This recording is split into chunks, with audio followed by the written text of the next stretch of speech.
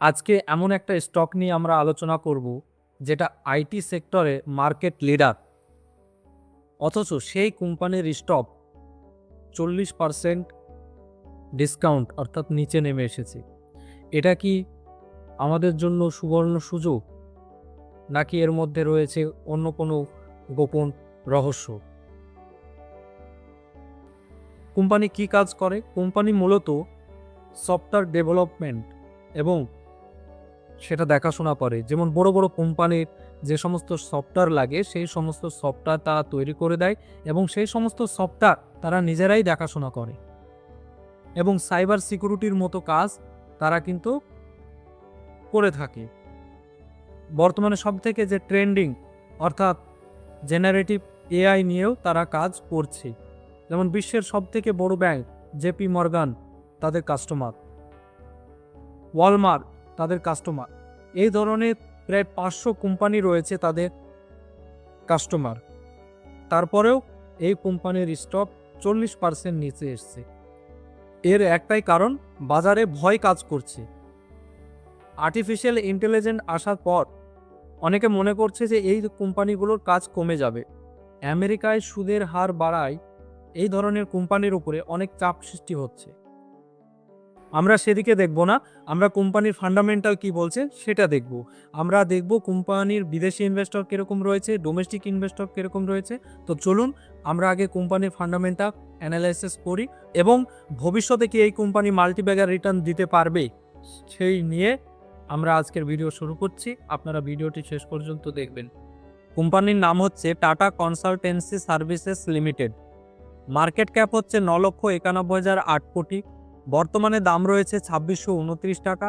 High গিয়েছিল 3710 এবং লো গিয়েছিল 2561। স্টক পিএ রয়েছে 18-র আশপাশে এবং ইন্ডাস্ট্রি পিএ রয়েছে 22। আমি বরাবর যেটা বলি, ইন্ডাস্ট্রি পিএ থেকে যদি স্টক পিএ যদি কম থাকে তাহলে সেই স্টককে আন্ডার ভ্যালু ধরা হয়। কিন্তু এখানে একটা বিষয় দেখার, যেটা পিইজি রেশু, এটা কিন্তু বেশি রয়েছে। কোম্পানির উপরে ঋণ রয়েছে 10,932 কোটি টাকা, কিন্তু ডেট টু ইকুইটি রয়েছে 0.10, অর্থাৎ এটা একের নিচে থাকলে এটা স্বাভাবিক ধরা যায়। তো আমরা এবার কোম্পানির বিজনেসটা দেখব যে কোয়ার্টারলি কিরকম রেজাল্ট করছে কোম্পানি। আমরা যেটা দেখতে পাচ্ছি, কোম্পানি কন্টিনিউ তার সেল গ্রোথ কিন্তু বেড়ে চলেছে, তার প্রফিট গ্রোথও কিন্তু কন্টিনিউ বাড়ছে। এটা যদি আমরা বছরের তুলনায় দেখি, এখানেও দেখতে পাবো কোম্পানি কিন্তু কন্টিনিউ গ্রো করছে তার সেল গ্রোথ এবং প্রফিট গ্রোথও কিন্তু কন্টিনিউ গ্রো করছে। তারপরেও স্টক নিচে নেমে আসছে।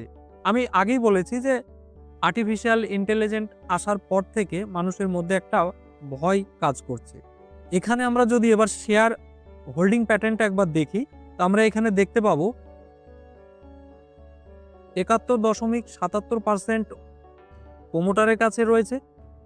এফআইআইএস এর কাছে হোল্ডিং রয়েছে 10.37, কিন্তু তার আগে কত ছিল? 10.33, অর্থাৎ এফআইআইএস কিন্তু হোল্ডিং বাড়িয়েছে। যেমন এখানে রয়েছে ডিআইআইএস, অর্থাৎ ডিআইআইএস রয়েছে কত? আগে ছিল 12.64, এখন হয়েছে 12.81।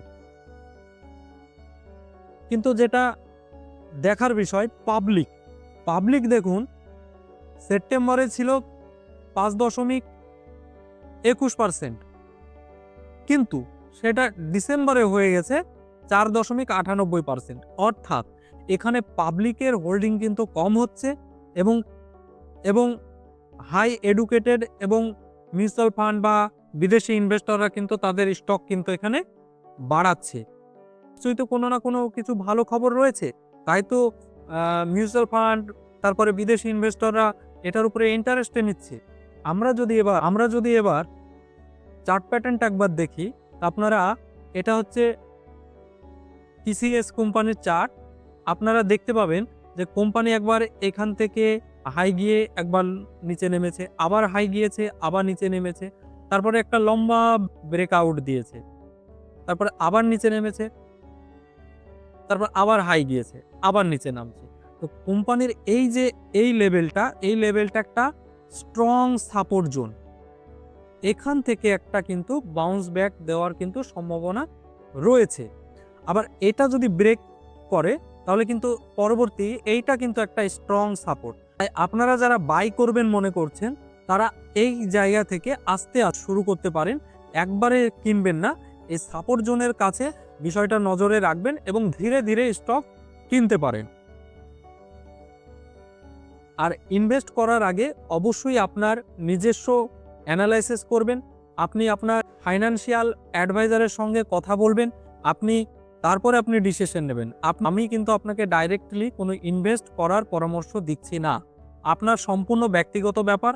আপনি ইনভেস্ট করার আগে ভালো করে অ্যানালাইসিস করে নেবেন। এবং ভিডিওটি যদি ভালো লাগে সাবস্ক্রাইব করে পাশে থাকবেন এবং স্টক মার্কেটের আপডেট পাওয়ার জন্য আমার চ্যানেলের সঙ্গে জুড়ে থাকবেন।